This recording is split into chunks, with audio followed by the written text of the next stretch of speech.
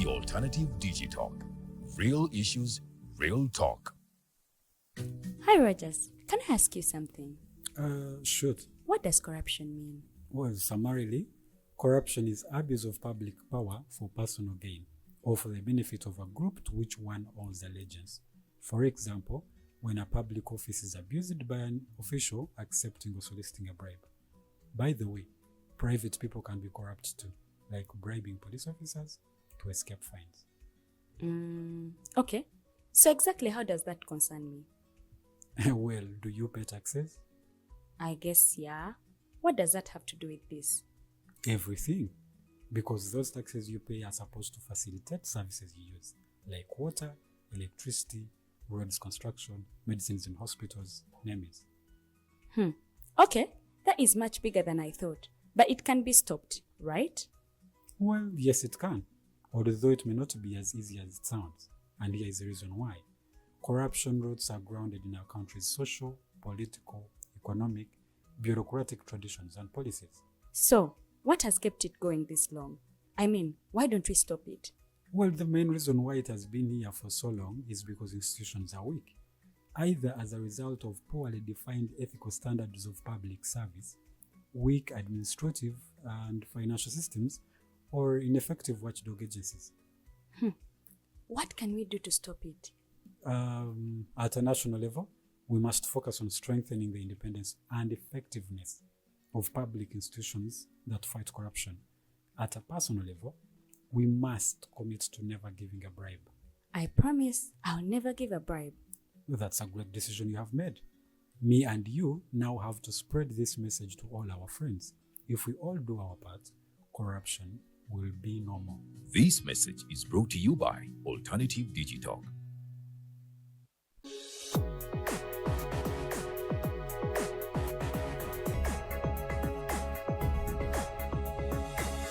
The Alternative Digital.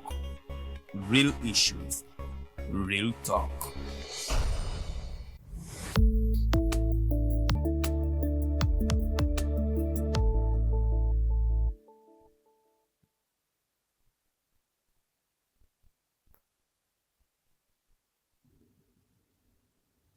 The presumption is that all our viewers are doing well. My name is Norman Tomhimbise.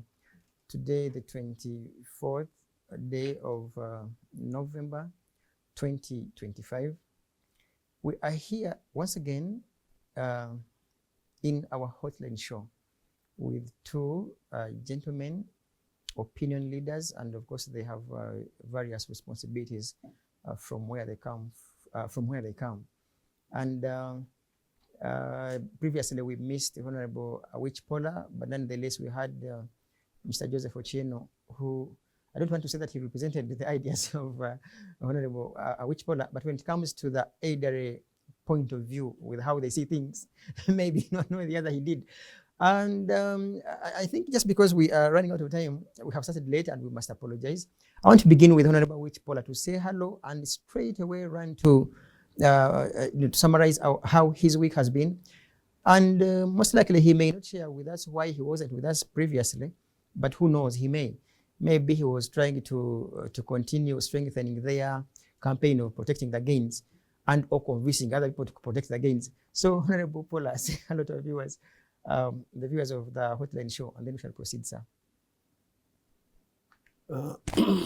Greetings and good evening to our viewers. As usual, it's good to be here. Okay. And I take it like an addiction because I like to share my views with my colleague, the Congress, and of course, your good self and the viewers. So it's nice to be here, but sometimes it's challenging. You have some commitment, like our party chairman has been in the East. All of a sudden, you are called to the East, and you have to leave to go there. Like now, it's in the Western. Anytime can be summoned to Kisoro. So sometimes it's unavoidable. But otherwise, the week as usual has been very uneventful.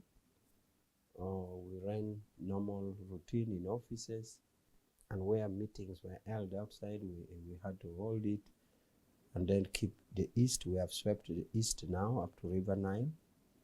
We, however, jumped from River Nile. Now we are jumping central. We are starting from the far south. And then that is in our NRM structure where we have SEC, Western Region. It comes from Kisoro to Karoma again. From Kisoro to River Nile. That is again Western. So we are going to start from there again up to there, then we come to Central in Uganda. So as I always say, if the week has been uneventful, and then no news is good news. Because don't ever rush for news, because bad news travels faster than good news. Possibly one of the two things that happened in the week is that we had a discussion for the memory of Benjamin Mkapa, of the president of Tanzania. It was so good. He was such a good leader, and we tried to say we should emulate him. It was in Sheraton, organized by Cavendish University. But we also received at the party headquarters a delegation of African Union, or advanced team, a call assessment team, to assess how they will deploy for the observation of elections. Okay. So I was with the African the observation team, advanced team at the party headquarters. We discussed, they had a lot of questions because they have a checklist to check if the ground is level. We tried to explain to them how we think the ground is level. And as a country, also tried to tell them where we have challenges. So we assured them that we shall have a peaceful election, and they are going to deploy a election observer team. So that was my week. We are going to start today. But I must mention that I love this place I've come, but even tonight, I have a meeting. But I have to come here, and I will push as much as I can while checking on my colleagues. When the meeting starts, then we shall see how we do it. But I thought it's better to be here and then meet later. Okay, thank you, Honorable Awich. Mr. Joseph Ochieno, how has your week been? And you could say hello to the viewers, and then, of course, I will tell the viewers whose seat the other, whose seat that is, and then as we await him also. Yeah, thank you for having me. Yes, partly as Comrade Awich says, and as you gracefully introduced us, although you decided to call us old men, Baganda have this saying of Edisorio Mukulu, like, and I know you know. You didn't call us elders. Elders, oh dear. Sorry, I meant the opinion leaders. But this is good to be well. But Congress, I'm happy to be an old man. To be, can I steal your minute? I am happy to be an old man. To be an old man. Now, if somebody thinks being told old is an insult, and is a young man, then let him pick a rope and hang himself. Because he's also going to be old. Yeah, in any case. Oh, can we now say our friends... And by the way, it's not even guaranteed, because you can also die at a tender age without even... Yeah, can we now say those of our friends who died when we were in S5 or at the university, they were lucky because they died without being old. So those of us who are lucky, then it is a... No. It's an advantage Please, to be an old man. Viewers, if you are old, you are lucky. Why? Yeah. I have dodged bullets in the front line. I have dodged motor accidents. I have dodged border. I have dodged malaria. I have dodged everything to reach where I am. And you young man, will you reach mine? You can't Tomorrow be sure. You'll just carelessly fall on the road and the border will knock you. How about me who has dodged bullets, guns, been lucky to survive plane crashes and motor accidents, dodge this, and I'm here. Okay. So if you think all this bad, then pick a rope and hang yourself so that you don't reach being old. All is good. Yeah. No, you die before you commit suicide. Said me this old thing I don't want, let me pick a rope and hang myself. Yes, Mr. Ochieno. Comrade Awich, that's a message for the young viewers. Yeah, sure. You guys, you took me too early. No, and I would have had a tongue in the cheek from a joking perspective, because I was going to emphasize that it's true, that I'm delighted that you recognize that we're basically elders in this game. And that I hope that in so doing, you and your viewers recognize that we come from a perspective of granted privilege of knowledge and access and networks, but most importantly also a huge amount of privilege in terms of experience. Even as I was coming to the studios, you talk about weeks, I was looking back to some of my various activities around the electoral processes, and then thinking that, come to think of it, I was around in 1980, I keep on referring to that, during those elections, but also around during Idi Amin's time, and I was also around as a means the regime was collapsing, and I was in Mwiri as it actually collapsed, when Terrace School was not yet the school it is these days. But what that gives is that a perspective that compels me to treasure this country more, to treasure life and context more, but to emphasize that it is urgent that the youth of this country, particularly those, if they take for granted what is at stake around us, that they need to take it very seriously, that eternally to slip off, we might lose the focus, because the world is moving on very, very fast. So I was having a conversation with a professor with whom I had lunch today, and we were discussing just that, how the rest of the world was and is today, and that whatever it is, Comrade Awich and I, who cross the town from one end of Kampala to come this end every Monday evening, we are committed to it because we hope that we are making a tiny little contribution. So, very light. Oh, thank you, Mr. Ochieno. Our viewers, our topical discussion today is to interrogate on whether or not the Uganda police and other security agencies are professional or otherwise. And of course, on our extreme end, we continue to hope that we shall be joined by Superintendent of Police, Gilbert Nyaika. He's the Community Liaison Officer at Katwe Police Division. He communicated minutes ago that he is on his way. We continue to pray that he indeed arrives, because for some reason, he's more positioned to answer some of the concerns that our viewers have and or what we may have on table. But nonetheless, that does not bar us from continuing with the discussion as he comes in. I want to ask Honorable Awich Pollar on how he sees things. But I don't know whether my technical team is ready with some footage, and maybe that is what would guide us. If we could refer to some of the footage in Kawempe, and then Honorable Awich Pollar would, in reference to what we are watching as a courtesy, as the courtesy footage, then he can share his opinion on whether police isn't portraying the partisan way of executing work. Honorable Pollar, what's your view? As you can see, that is, the last time you were here, you remember, in fact, even Mr. Ochieno and the rest of the colleagues we had here in present were like, so far, fair, but we can't ascertain that anything can happen in just a minute. Do you still maintain the position that Uganda police is non-partisan and professional? Yes, it is. It is non-partisan. You're going to call them more isolated? It is non-partisan and professional.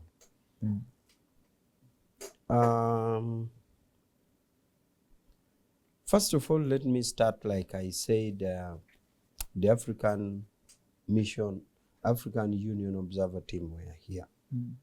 Now, the African Observer Team bases their observation on the African Union guiding principles, which were passed in Durban. I think passed till then during OAU, because AU inherited the transition from OAU to AU. Now, these principles are passed by head of states. And as Uganda, we are lucky that we have had a president who has been in the chair for long. So he practically participated in the passing of those guidelines. And therefore, if, for example, it was passed during another presidency, you'd say that president was wrong. But this was passed by Very our personal. president. So it is our guidelines. It is our document. We own it. Therefore, a level ground which calls for a professional and non-partisan police is our own demand. It is not an imposition on us. It is not being forced on us by foreign government or by opposition. It is a demand of the country, where the country passed, even in domestic legislations, they are spread all over the electoral laws. Fair participation, non-partisan by state agents, it is there everywhere. So what is passed in Durban in South Africa is simply a codification of what we already practice, our things. Therefore, it calls for the police to be non-partisan. Now, the police on training, they're trained to be non-partisan. Even on graduation, The same. they graduate with a swear or an oath to be the non-partisan. Constitution. They graduate with an oath to the Constitution. And they are always guided by the law. Now, I think what happens now is practical challenge, especially in crowd control. They are trained in crowd control. And by the way, a course content of a police training school is human rights.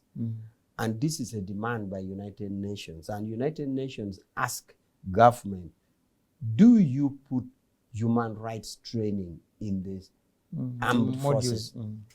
And it is put in the army, it is put in the police, it is put in all these organizations.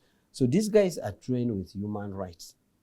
And the police is also aware that there's a law called Human Rights Enforcement Act, which act says, should you, policeman, go in enforcement of the law and you violate a right, you will be taken on personally. In the past, we used to have a defense called a defense of the Attorney General. That me, I was doing my work. If I broke somebody's leg, please sue Attorney General. Not the case anymore. So the police, for us to assess whether they are professional or non-partisan, we need to be guided by those things. One, the principles the government is bound in. Two, the laws available. Three, their nature of training. What is the course content? And now for the crowd control. Crowd control has been a challenge. Whenever they want to control the crowd, for example, telling the crowd that you walk like this, or telling the crowd you use the other ground, don't use this ground, that has been a challenge. Either the crowd seems to think they are being bad unfairly, or sometimes when people are in a group, the group psychology changes. I don't know whether you have realized that when a group of people board a bus or a lorry, they tend to sing. From nowhere, they're singing. That is what is called group psychology. You said, but this man was out, he was not singing. Now once he's in a bus, he starts singing, or in a lorry, he starts singing. So that is group psychology. So group psychology also impedes, and this is where now police tends to get in conflict with the crowd in the process of crowd control, or even in the process of crime management. Because once a person in a political organization commits a crime and is a suspect, when you go for such a person, people now find it difficult to differentiate between, are you following him as a political person, say of FDC, or rather criminal, or you are actually following the criminal? The line now becomes so thin, and this is what brings a confusion of whether or not police is partisan or not. But I believe and I know that the police as it is now are very professional police, and they are non-partisan. Would you would you take it on to say, in your view rather, that they are overwhelmed? Are they like they aren't enough? What is it that causes all this that now we see? Because inter alia, when you were here, we all agreed. I think I think then we had either Professor Rogers, if I'm not mistaken, and all the panelists were like, at least so far, But again, they had they had some exception and said, no. Until then, we cannot say that they want to, they will continue to behave the way they do. Because also some time ago, we had closer to the same incident in Isinjiro. So now it's coming back. So what could be the problem in itself? I will go to your initial question about, are they not enough? I think there's a challenge of human personnel resource. Sometimes, especially during election period like this, the police tend to be thin on the ground. I've not followed and known, but I thought there was recruitment purposely for that, for the election time. But still, they are thin on the ground. And that is why there is a law which says that should they be thin on the ground, they can call on the army to help. And it seems that law, people take it with God. People think that when the police now invite the army to come, actually that is the partition nature. It becomes the army is being on the other side. So you find that it is true the police are thin. Remember our public service recruitment. We talk of independence, but we have public service recruitment system being challenged by World Bank, IMF, and all this and all that. So we at no time do we have enough human resource for police as we may wish. And that's why they call in the army. So I like to agree with you. I want to answer your question in the affirmative, that my thinking is that the police sometimes are thin on the ground and they are overwhelmed, and that is why they call in the army to help. Otherwise, if police were enough, that provision of the law which says they should call the police, that provision would be idle and redundant, because at no time would they call the army anyway. So that position would be idle and redundant. But seems like that position of the law is not idle. Quite often they have been invoked. Quite often they have invoked that provision. Some people have a different argument when it comes to that law where the law allows police to call on the army to give a hand. Given a track record of Mr. Museveni being anti-police, because even when you people captured the power here, police was put on what someone would call Katebe for a year or so, and the late Aronda was manning CPS. As soon as you captured the power, police was disarmed. So isn't it what informs your bias against police as NRA? You never believed in the police itself, because that's what the history has. And maybe for some reason, that's why you put that clause that so as long as police is not sure of what is likely to happen, you are free to invite the mighty UPDF. No, but about whether it emanates from trust of police or not, I think that is explainable. You see, legal notice number 1 of 1986 wrestled power and puts power in the hands of NRM, headed by Museveni. Yeah. That was the legal notice that changes government. It was a revolution of its sort. Now, a revolution means, therefore, that you are dismantling the former state system. You are dismantling the army, you are dismantling the police, you are dismantling the state, except where the new revolutionary agree on transitional provisions. Like the transitional provisions of saying, let judiciary proceed, let civil service proceed. So, in fact, the way NRM or NRA dismantled the state system was even in a polite way. For example, the army, when Amin was overthrown, Amin soldiers were taken as war prisoners. Some were taken to Tanzania, others were taken to Luzira, others were taken to Jinja, the police. Jinja, that police near Night Hill. There's a police thing there, and around Night Hill. So all the Min soldiers were taken as war prisoners in the process of dismantling the state. But in the case of NRM, it was decided on a very principled philosophical ground that the former soldiers are not wrong, it was the leaders. Therefore, take them to a political school. Kibora was open in Uganda. Educate them to a political, it was a political school like Chankwanzi, but for the former soldiers. After they have graduated, form battalions, let them go back. That's why I was telling you it is a polite way, because instead of making them war prisoners, put them in the army, educate them, put them back in the army. Now for the police were left on duty, but they were disarmed. Now which duty would they execute? Yes, they were not removed from the payroll. Ordinarily, in the dismantling of the state system, some people would have even preferred taking them as war prisoners or dismissing them. But they only said, while we politicize and reorganize the soldiers in a political school and making them form new battalions, let us watch the police. After all, the ordinary service person may not be wrong. It is the leadership. So that's why I'm saying, instead of seeing the police that we don't trust them and what, I thought it was a lenient revolutionary approach. Okay. It could have been worse. Like I've said, during Amin's regime, some were taken war prisoners.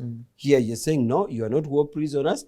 Be there with a gun, but we have just removed the state power. How do we give you a gun and trust you? But of course, you see, about which, before I cross to Mr. Joseph Ochieno, it is quite interesting and hard to explain to people of our generation that you can have people with a military background command and or lead police in different perspectives and directorates, and you can hardly have a police officer even commanding a section of UPDF.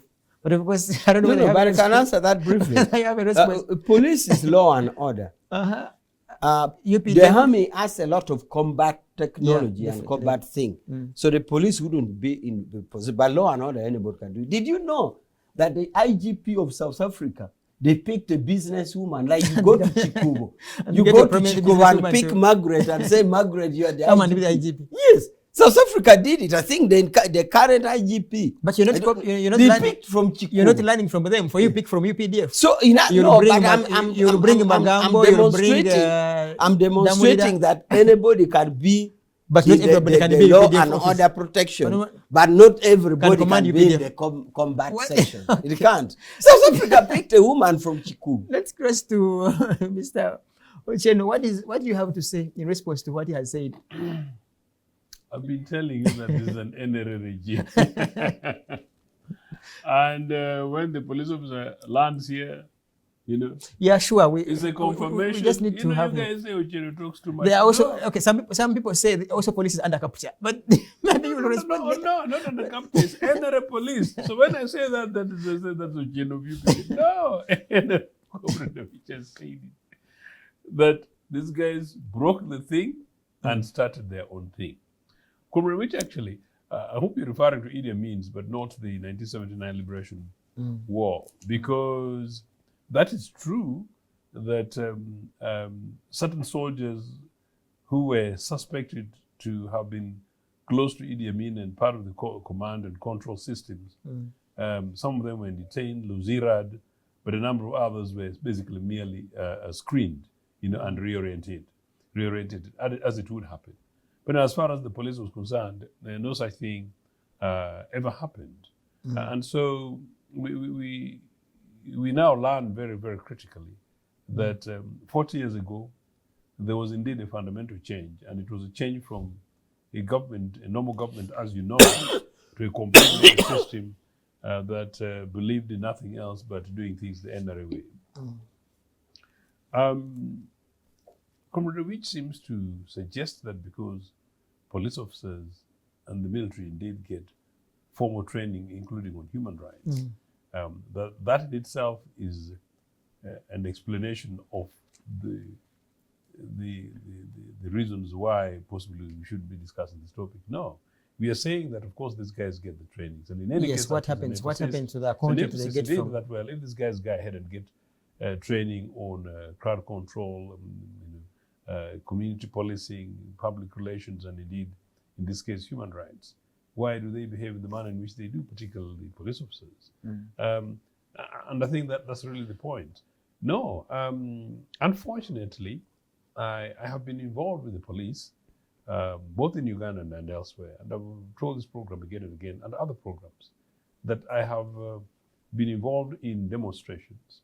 I've been involved in organizing, you can call them anti-government protests, in many ways, and I've engaged with the police forces. But also I have been in different countries, both in Africa and elsewhere, including more recently in Kenya, including when Raila was leading on the cost of living protests and demonstrations. I attended one rally in Kakamega, Comrade Awich, 2 years ago, and it was very interesting that I felt quite impressed by the manner in which you could hardly see, this is massive crowds, but you could hardly see armed police officers. I made reference to the fact that actually really closer to the pavilion was where I saw 2 police officers who were armed. But at the rest, it was basically managing crowds. Yet that said, I changed my opinion and I changed my mind having attended a public event early this year where Museveni and Ruto were in Nyanza, one. And coincidentally, having again attended a big event in Nyanza where Ruto and others were. This is the body of Raila Odinga. And sort of what I witnessed then, which will be pleased, in terms of how the last 2 events, in terms of managing crowds and crowds' behavior, the psychology you talk about, I actually found that in Uganda, for some reason, maybe because of fear of NRA beatings, Ugandan crowds seem to respond quite well. But on the one of, and I'm saying this publicly, on the one of Museveni, Ruto in the January, I actually thought that the Kenyan police authorities did not handle it well because it was very clearly on the pavilion behind the Musevenis, and so how these guys, how people would come, be allowed to move very close to particular locations. And then after they've already settled there, you not put demarcations, you begin now to ask them to move back. And it was always a problem. But number 2, then more recently at the Raila barrier, and still relevant to this conversation, was a situation in which the police literally failed to grant access, including in this case to governors and top diplomats, including myself, in a particular location within the proximity of Ruto as he was coming. And it was actually an amazing thing, find people basically squeezing themselves through. So I thought, well, what lessons is it about the people? Is it about the crowd? Is it basically managing these processes? But then that said, in Uganda, that's not the issue. So you see, I've already given these guys some credit in terms of organization. And I've also given our citizens credit in terms of being able to respond to do's and don'ts. What is at issue is whether or not we have an event, a public rally at Kawempe, or a public rally in Aloy, and incidents happen of whatever nature, and how the police, in this case the security forces, respond. This basically is that. And so if it is the case that how does it happen that police officers handle a particular category of crowds, because we talk about are they professional? If you see what happened in Kawempe, both the police and the army are terribly unprofessional and by the completely unacceptable. If you see how they responded to recent events in Kirihura, it's completely shameful. But then if you also then go ahead and see whether or not the police and other security agents, let's focus on the police, will respond to a crowd where Mr. Museveni is, and a crowd where, say, for instance, Robert Chagulanyi is. It's clearly the case that these are partisan stuff. And it's interesting, Comrade Awich, amazingly, why is it that predominantly at, say, a Museveni rally, where possibly in many cases, not always, but in many cases, the crowds may be bigger in an enthusiastic way than, say, to other opposition leaders, maybe Chagulanyi, for argument's sake, just making an argument, and there are no incidents, and people take direction. It is in part the psychology you talk about, where if the crowd see the police as their national agency, they'll respond in a certain way. So there I agree with you. But if they see the police officers as the other side, and they've come sort of really in a combat mode situation, people react in a different way. In Britain, for which I participated in many demonstrations on anti-apartheid and racism, sometimes questions of minimum wage, a series of events, where you go to an event and you think, and then some things to do with the deaths of black people in custody, and so you find the crowd will be predominantly African leaning or blacks or mixed, and then Bazungu, who are predominantly progressive left, who really feel very strongly that the state is against a certain section of their community. The hostility and level of trust and engagement will be usually very different. And I've been there both as a participant and in many cases, one of the people who would go in to try and mitigate conflict. So these things are rules, and that's why it's extremely important that the police, and it's unfortunate the police officer is not here, they should conduct themselves in such a manner that they don't show such an apparent partisan manner in which they conduct business with the crowd. I would say here in Uganda, professionalism, neither here nor there, I'll give them 50%, I'm preempting it. But as far as whether or not the police are partisan, the answer in affirmative is a total yes. And the burden of responsibility lies with the existing police authorities. I've met the Inspector General once, this one, the current one, but I've met previous ones and most of the senior commissioners. I've met them and I've told them publicly that no, they have a huge amount of work to do in order to cleanse their names. And I also want to say this, that the police have got a huge goodwill from Ochieno and UPC. I have campaigned, Norman, I've campaigned hugely, and I continue to campaign hugely. And Comrade Rutafire, you hear me, we continue to demand that the police forces, get sufficient resources for their numbers, sufficient resources for training, sufficient resources for their welfare, but sufficient resources, including equipment, to make sure that they do what their job is, maintenance of law and order. And then as long as they do that in an open, free, and non-partisan way, they are the force. We recognize that we should support them. But at any time when they carry out themselves and conduct themselves where they basically become partisan, sometimes by commission, but in many cases by omission, and public opinion suggests that they're, in this case, partisan, it's unfortunate, it's unacceptable, and because it's an election moment, the timing is, if you see what happened, including today, the note that I saw from my good friend Andrew Mwendam, almost threatening that NUP supporters, for whatever happened, I don't know the news, what happened, I think again in Kawempe today, if true, I don't think we should set ourselves on a tone in which to say that, the security force services are there to whip you opposition leaders. What about the argument by the president in most cases where he says that you, the opposition, are the ones misleading these young people? I'm not opposition, I'm UPC. No. Like okay, generally, like I mean, you, anybody who's not NLS, yeah, okay. You get that you people are the ones who mislead these young people, and therefore your crowds are unruly. For some reason, they are provocative. For some reason, they are hard to trust. For some reason, like you hear, they are unruly. A reason for which they must be managed with, with iron fist. Yeah, sure. He's very lucky that there's no objective campaigning, because such a language coming from a candidate and for an incumbent president or leader who should actually be the... Second, Mr. Ochieno, you remember the CDF's speech, which was on record, where he said they are being provoked and they will not accept such provocation. You remember, the CDF was, I think, either they were in Kasenyi passing, passing some it's officers. Unfair, you remember it's unacceptable, and it should be discouraged and should be condemned. Because in 2025, this is not the kind of language, it's not the kind of conversation we should be having. And it's definitely not one kind of language and tone that we should be expecting from public figures. But again, back, as I said to Mr. Museveni, as really the parent of the household at this material time, you should recognize that when you preside over all citizens.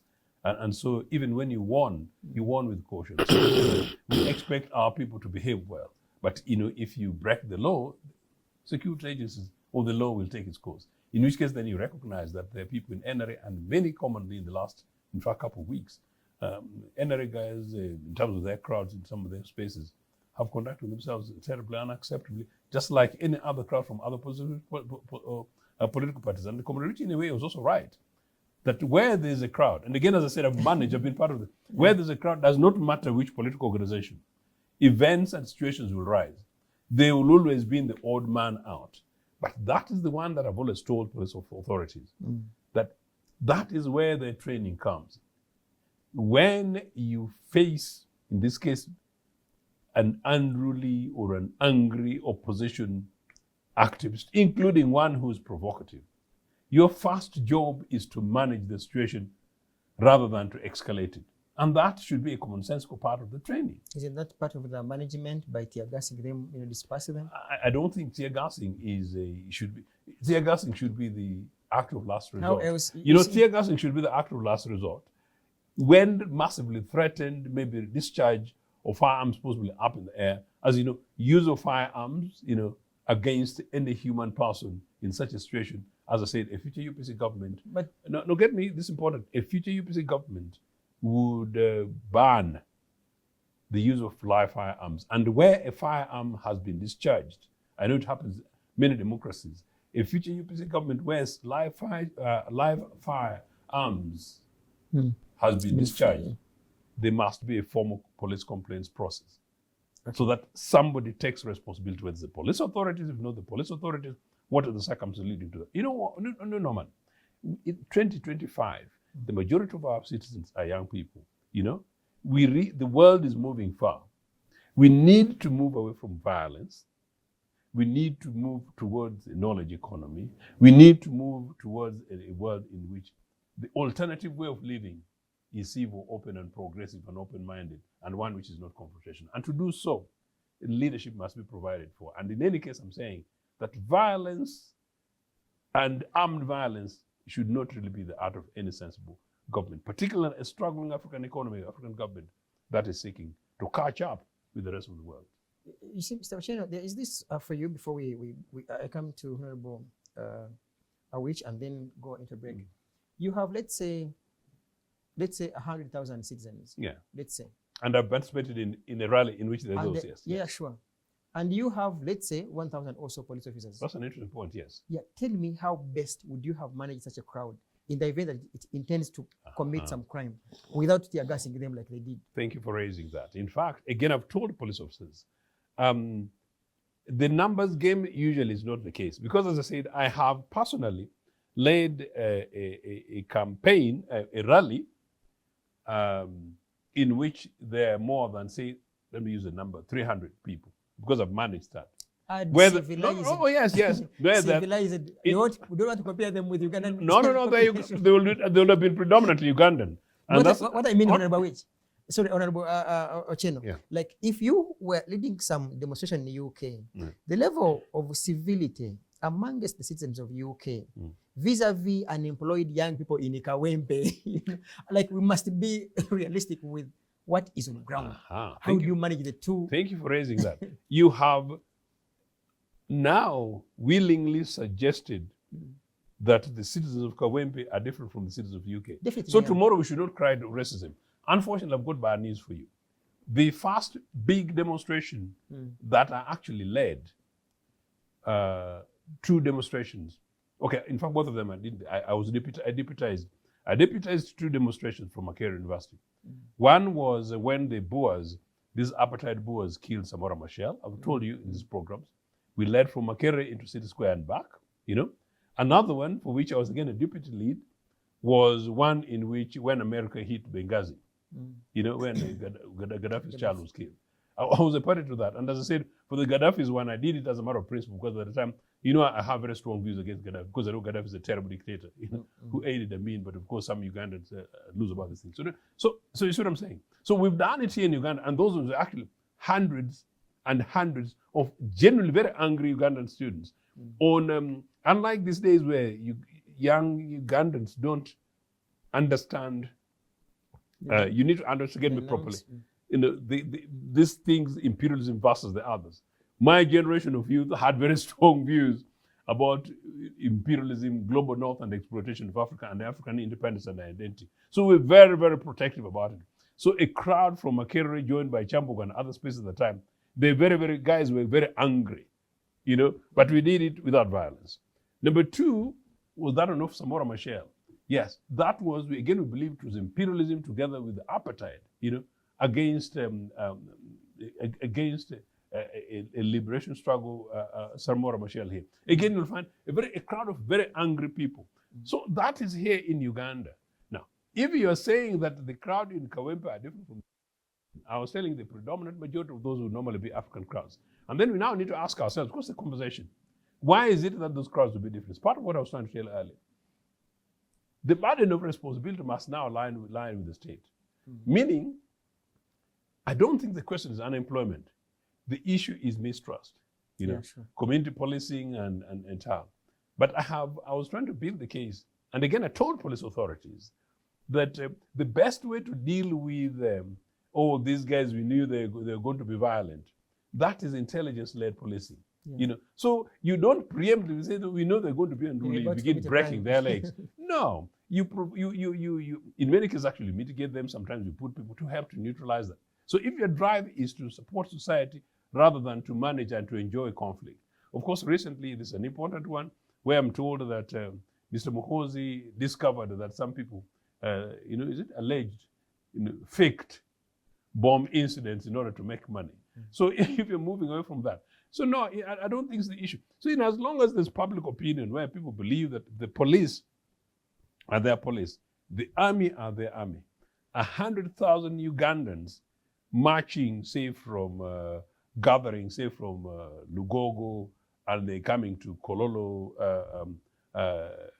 Independence Grounds, and say back and maybe continue to Makere or coming to Kawempe or going to assemble where Pineti was supposed to be chased and things like that and back.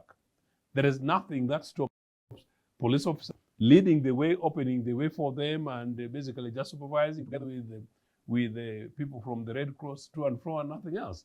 You know, if an incident then arises where there is going to be provocation, use reasonable force. You know, you call for whatever, and then you deal with it, but you deal for it simply knowing that you must take responsibility. I want to give you a minute, and then I come to Honorable Awich. There are incidences where, let me rephrase the question. Are there instances where the people in the opposition, for instance, have provoked the police, and if you were in police uniform, you would definitely act with, you know, excessive force? I don't know in a particular incident, but I'm not saying that they will not have been there. Because as I said again, I've managed crowds. I know crowds do provoke. And I have been in crowds where police officers, you know, as I said, been like some of this racism thing where maybe an African points at the Muzungu saying, you racist people or something like that. But it's your job to remain because calm, you are trained in any case. But they're trained by the British. Have been training Ugandan police for ages. Even these NRA ones, by the British, you really backed this NRA from the beginning. You knew that. So they've been training them. And by the Comrade, as part of my early campaigns in the 80s and the 90s and whatever, the British used to be very proud. Oh, we are supporting Ugandan authorities with training because the past was this. We are supporting Uganda's judiciary with this because we want to maintain law and order. Now, where that has gone these days, I don't know what to answer. So no, that has no matter the provocation, police ought to. No, when you're provoked, you are trained to be able to manage that when and how it happens. Okay. Honorable Pollar, gladly you shared a fact that all these colleagues, part of their training modules, they have human rights. What happens to the notice after Cavalier or any other training school as they approach Kampala? Nothing happens. They know human rights provisions, national and international, and they know how it is embedded in their work ethics. So they don't hide it away. They have it. They protect it. Only that I have said that the challenge of the physical control and crowd psychology. You remember sometime around Benke Wanoka Street, around that there's this shoe shop is called what? Butter. They killed the police officer there. somebody just threw big stone from up and killed. Yeah. Yeah. To work, Yeah, a Ariong young was case, I killed. remember So that. some of these police officers are killed, and which is really unfortunate. So to be specific, your question on training, nothing happens to human rights knowledge that they keep exercising it, but they the use it? challenge keeps coming up. Do they use the knowledge? Yeah. Do you, okay, when such instances happen, do you, in your capacity as leaders in NRM, do you create time to also make evaluations and say, I think here, even much as we are in power, police has used unreasonable or excessive force? You see, as a party, we indeed win election and create a social contract between us and the people. And in nearly each government ministry, there's provision which touches in the manifesto. So like say internal affairs, our provision is under governance. We shall provide law and order. We want peace and security, equality. Sometimes you go to the specific, like we shall recruit more police officers. We put it in the manifesto.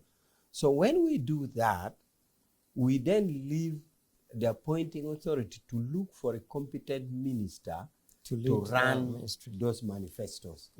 Now, if the appointing authority has chosen to put Utafire, for example, to run the manifesto, then we leave it at that. But we keep monitoring, evaluating how we are covering our manifesto. So it is at that level that we now ask the ministry that we have in our manifesto recruitment of police, provision of this, how far have you gone? Then the line minister provides to us. Now on each and specific operational matters like this one, sometimes we have sat as a party and made pronouncement, but that is really to a small degree. The institutional follow-up is to periodically evaluate what is in our manifesto. That line ministry have done it. So the day-to-day operational matters, like police have beaten people, police have done this, we believe that our representative in that ministry, which is the political head of that ministry, should be doing it, should be checking it. And I think time and again you have had pronouncement of Otafire.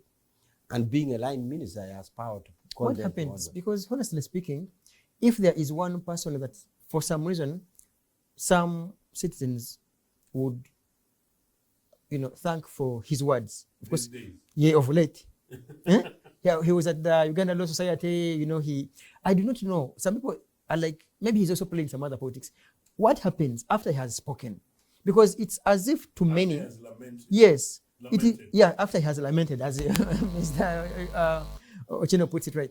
What happens? Because why would the entire Minister of Internal Affairs say no police officer has a right to block opposition people from conducting their rallies, and the following day the RPC or the DPC is beating people? So who is more powerful here? The DPC, the minister? Well, first of all, definitely the minister is the overall political head. He's even the boss of the IGP. Yeah. What happens? But when he makes such a pronouncement, it is a public pronouncement, but also a guidance, which police do follow. But also, maybe we need to check from the minister and other officers what other correspondences are actually put in writing, because now we are not privy to that. I am sure. We have media interviews. I am sure it calls the IGP in order and ask the IGG to follow the chain of command to intervene down, because a minister may not go directly to the DPC. A minister will tell the IGP to put such officers in order. Now, we are now not privy to communications that he has done, which may be there. They need to speak for themselves. So, again, we are not privy to replies that this DPC has brought. For example, if he has questioned the DPC of this place, why did you do this? And then we have not had they reply. Maybe that is managed at that level. But that is to say that the dynamics around there in maintaining law and order is a complex. Some is to the public, some are not. Like you wouldn't even be sure that a police officer was put on Katebe or a police officer was transferred. Because of These are some of the things which are internal that we are not privy. We need to ask them. But I know it happens. Okay. Our viewers, we are with Honorable Awich Pollar and Mr. Joseph Ochieno in our show, the Hotline Show, which runs from 7 to 9. We continue to have our hopes high so that we can have Superintendent of Police Gilbert Nyaika, who is the Community Liaison Officer for Katwe Police Division. In the event that we have him, I can assure you, he will find his questions. Let's just break and come back shortly. Okay.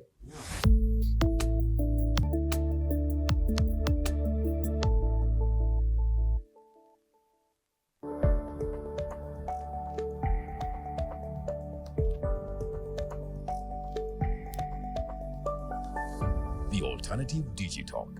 Real issues, real talk. Hi, Rogers. Can I ask you something?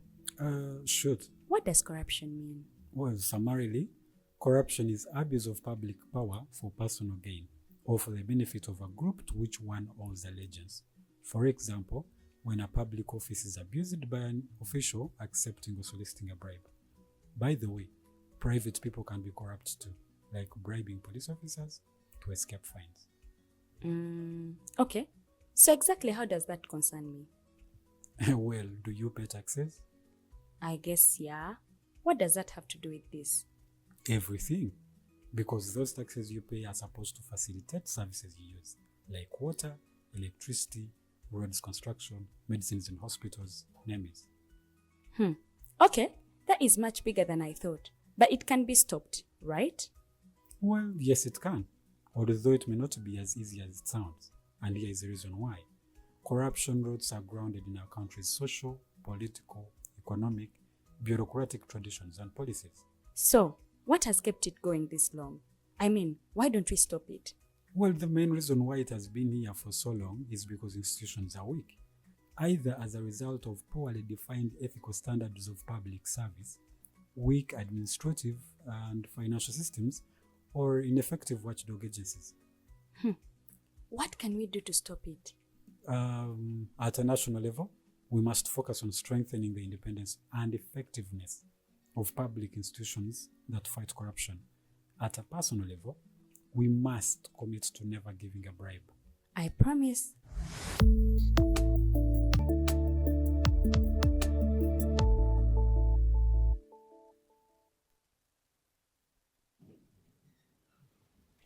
Thank you, our viewers, for keeping it digital. Gladly, we are back with Honorable Awich Pollar and Mr. Joseph Ochieno, because as you heard from him earlier alone, he has some engagement, and so is Mr. Joseph Ochieno. But of course, that doesn't take away from sharing with, from asking them the way forward. Yes, fine. Police is doing what it is doing.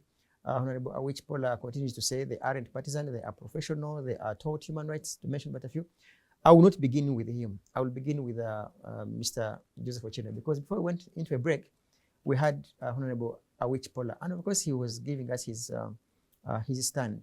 Now, Mr. Ochieno Joseph, I wanted to ask you on whether you would put this misconduct onto the entire force as an institution or rather individuals. No, of course, it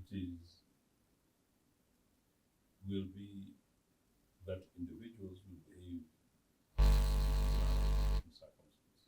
In Kawempe, at the by-elections, you saw a young, decent, very beautiful army officer restraining her. Yeah, sure. And that was massively impressive. But as I understand it, and I don't know what the latest you guys got from the fourth estate, that young lady was instead reprimanded and told that she may have lost a job or something like that, but something happened to her. I had been looking forward to meeting her, and not necessarily that we should thank people for basically doing their jobs, but under the circumstances, it was absolutely exceptional. So those are really, under the circumstances, amongst our national heroes and sheroes. Now, so those people will be there in the army, those people will be in the police, those people will be there in the intelligence services. I have had stories and experiences where people, including in the restrictive intelligence services, convey information. I have had, personal experiences where information is conveyed to you on the basis of professionalism from people in the agencies who look at particular situations on the basis of objectivity, and they say no, either not in our names or no, we don't like to see these things happen. In a very amazing way, these things happen, including in Idi Amin's times. Many Ugandans, lest we forget, survived Amin because of course, we talk about NRA security, but survived because a number of people in security agencies were able, at the very huge risks, to protect people, particularly from Langa, Choli communities, and particularly individuals in UPCs, and even much later, ordinary innocent Ugandan citizens who were not associated with any political organizations, but because of Amin's shadowness of lack of self-confidence for whatever it is, people mutually suspected or targeted, people provided information. The same has happened under NRA. My own experience, when I was arrested by these guys and I was reporting daily at President's office, I was then at Makerere, Comrade Awich.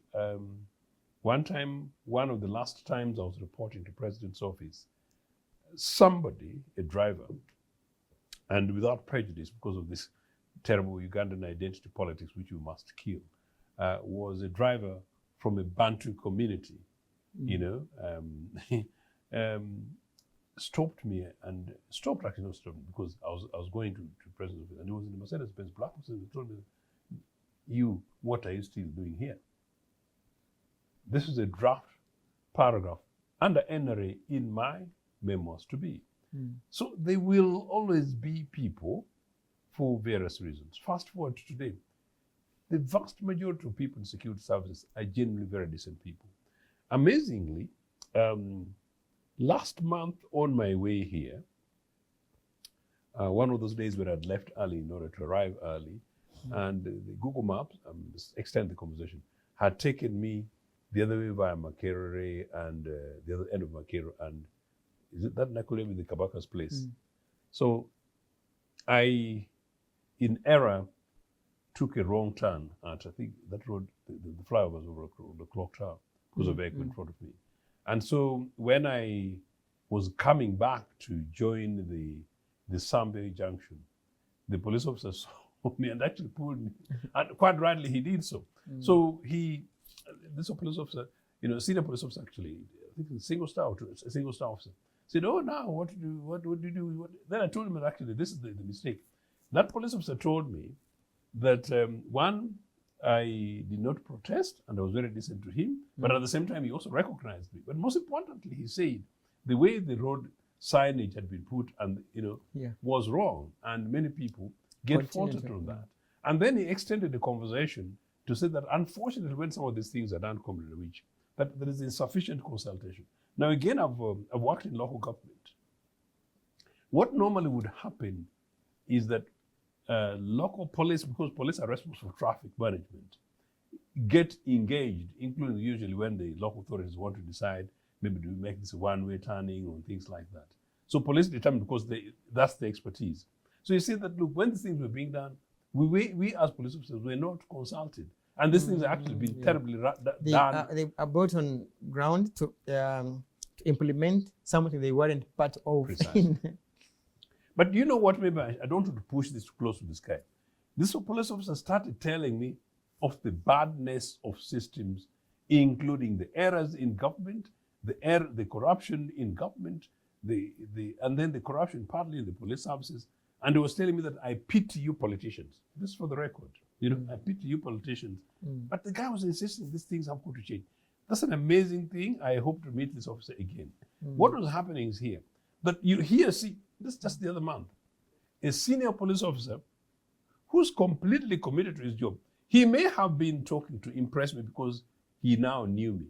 But actually, in the entirety of the whole thing, you could actually see this guy at pain. So no, majority of people in security services are decent people. Majority of the people who join the police and the army, they join for the purpose include just pure for national defense. Many of these things would normally be, in my opinion, from the command systems, the command structure. Okay, I will ask you to and give... link the command structure together with the politics, where the political leaders in terms of political directions and civil servants normally struggle that the world over. But most civil services where there is political independence and neutrality and institutions work, they almost instruct political parties in government. When they say, no, sir, this is the position, we can't do this thing, you can't do ABCD, political leaders do listen. Could I ask, give you a minute or two, you give a way forward, and then across to Honorable Awich Pollar, and we'll definitely also give us a way forward, and we shall leave here because I generally think that this is politics, and this politics that comes from the top. The leadership needs to be provided from State House, from the Republic House, number one. You know, the tone of our conduct in terms of public services and organizations, the culture that we have as a nation state, where there is tolerance and respect for rule of law. And when the ordinary citizen believes that the government is with them, the state is with them, you know, citizens by and large will respond. That is why when there is football, people think it's all of us in together. You see how people sort of rally around to it. So at the moment, in as long as the state presents itself the way it is, where it is almost confirmed that NUP and other opposition will be seen as opposition, and opposition will be seen as a trade, which is a terrible trade versus the other. Some of these things will continue. So we basically lack leadership, and we need leadership. So we need leadership that will be able to be speaking on behalf of the people, so that citizens feel that they are not on their own. But likewise, that in this case, we talk about security services, that's not enough to refer to what Comrade Awich was trying to talk about, that the early ones was Attorney General versus you, but in this case, it's about you take responsibility. It is the case that, well, we know powers and orders from above continue to be taken. Finally, there was a major incident in Bukedi, my Tororo, I will not go deep into it, where there was a public, the citizens were beaten up, and I went to meet the regional police commander, and that regional police commander, name withheld, no longer applicable in the particular state. He made it to me very clearly the case that, well, it's almost certainly the case that it was about orders from above. Okay, thank you. Honorable Awich, you have a minute to give us a way forward, just 1 minute, and then we shall... The way forward is, one, call to action, citizens, and of course, government. Yeah, the way forward is one that the crowd... Yeah, it's okay. Give it to him. The way forward is that... The way forward is that we need to involve both parties, the crowd and the police. Both need to check and behave. For example, for a long time, since some leading politicians in this country declared that the way to remove NRM from power is not through the ballot, and that he will not go to election anymore, intelligence kept getting information that there is a tendency or an attempt to have an insurrection. So that is why crowd control within the city will always be very delicate, because I think some people want to use an uprising or insurrection. And therefore, the crowd should make themselves behave to make this suspicion remain hanging. When it remains hanging, the control system becomes tighter, so that laws are followed to remove NRM by election. It's okay if we don't perform well. So that does that mean your police act out of panic? therefore, well, if you are going to have an insurrection, which is a high treason, then the police has to maintain law and order. Therefore, the part of the crowd is that they should be lawful, they should be peaceful and respectful, and go ahead with their crowd activities. But also on the part of the police, they should be respectful. We have done our research and found that if our opponents, police don't act hard on them, they are not known. We have done research and found that for a week or two, where Bobby Wine doesn't get into conflict with the police, nobody knows where he is. Now So everyone in knows ours, he's in police- Kawempe, he's been yes, Kawempe. police confrontation work against us. So as a way forward, therefore, we need both respect from the public to And the respect police. the police, and the police to respect the people. And that any further confrontation is to our disadvantage. Okay. I just want to say very quickly Yeah. that as a way forward, it's extremely important that Comrade Rutafiri, who's Minister of External Affairs. is a man who's experienced life and has been part of this for a long time and speaks reasonably once in a while. You know, that he should take the responsibility, because currently as the lead minister, to lead on this. We don't want him to be lamenting. We want him to be taking action. And we don't want these things to end in a situation in which we say we don't know the kind of communication that takes place. We need action. But at the bottom line is this, that they must be seen, the citizens must know that there are consequences for their action if we are going to maintain rule of law. Likewise, the security services must know that there's consequences in terms of whatever actions they do take. So at any time when the police seem to have crossed the line, or indeed the military, no, they must know that, well, there will be consequences.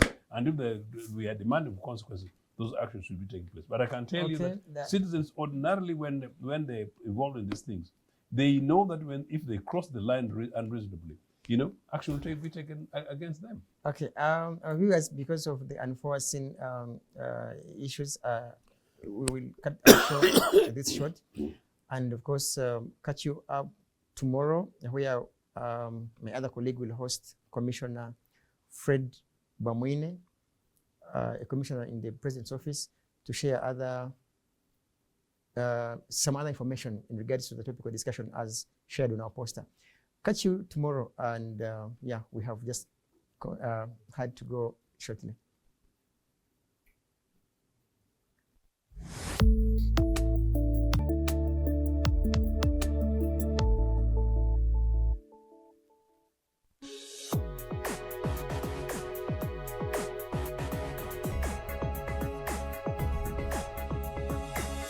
The Alternative Dig Talk. Real issues, real talk.